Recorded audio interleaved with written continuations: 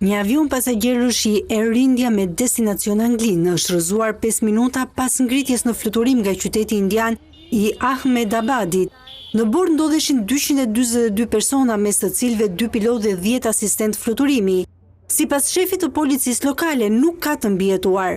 Fluturimi AI-171 i Air India në Boeing 787 Dreamliner me destinacion aeroportin e Londrës Gatwick u ngrit në fluturim në orën 13:38 sipas orës lokale dhe u rrëzua në një zonë të banuar mbi një konvikt mjekësh. Pamjet e transmetuara nga stacione televizive lokale treguan tym që ngrihej nga vendi i rrëzimit pranë aeroportit të Ahmedabadit.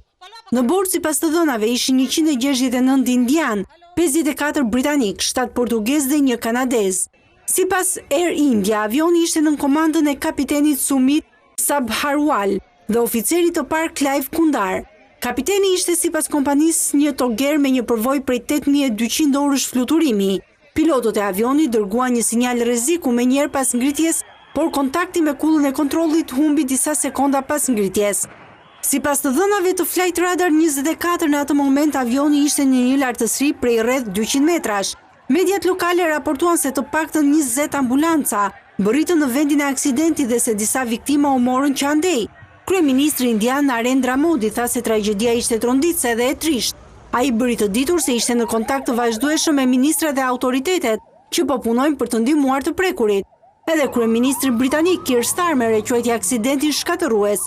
Skenat që shfaqen nga rrëzimi i avionit në qytetin indian të Ahmedabadit me kaq shumë qytetar britanik në bord janë shkatërruese, tha ai. Po informohem në vazhdimsi për zhvillimet dhe mendimet e mia janë për pasagjerët dhe familjet e tyre në këtë kohë ankthi të thellë, përfundoi Starmer.